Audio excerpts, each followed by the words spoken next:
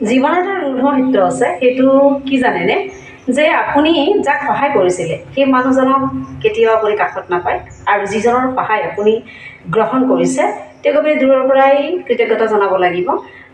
আৰু জীৱনৰ এই ৰুঢ় সত্যটো হৈছে, যিজনৰ পৰা আপুনি উপকাৰ পাইছে সেইজনক উপকাৰ কৰিবলৈ আপুনি সুবিধাটো নাপাবও পাৰে। আকৌ আপোনাৰ উপকাৰ পোৱাৰ বাহিৰেও আপুনি যাৰ পৰা উপকাৰ পাইছে সেই মানুহজনক আপুনি কাষত নাপাবও পাৰে।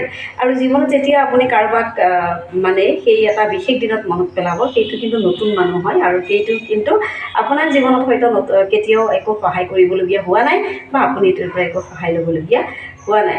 এই সহায়বোৰৰ ক্ষেত্ৰত বিভিন্ন কথা থাকে বাৰু, কেতিয়াবা ফেমিলি ৱাইজত, কেতিয়াবা অৰ্থনৈতিক, কেতিয়াবা শিক্ষাৰ ক্ষেত্ৰত মনত পেলাবচোন দেই। বিদ্যাৰ্থীসমূহ ছাত্ৰ ছাত্ৰীক মই আজি নতুন কথা এটা জনাম বাৰু এইখিনিতে, যে মই মাত্ৰ 7 দিনৰ বাবে এটা বিদ্যাৰ্থীক মই এটা বিশেষ বিষয় এটা লৈ আহিম 7 দিনৰ কাৰণে।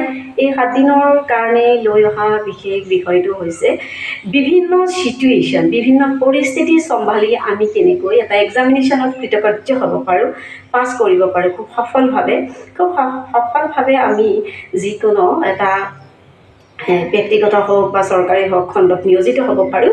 আপোনালোকে মোৰ ইউটিউব চেনেলটো ছাবস্ক্ৰাইব কৰিব, মাত্ৰ সিমানখিনিয়ে।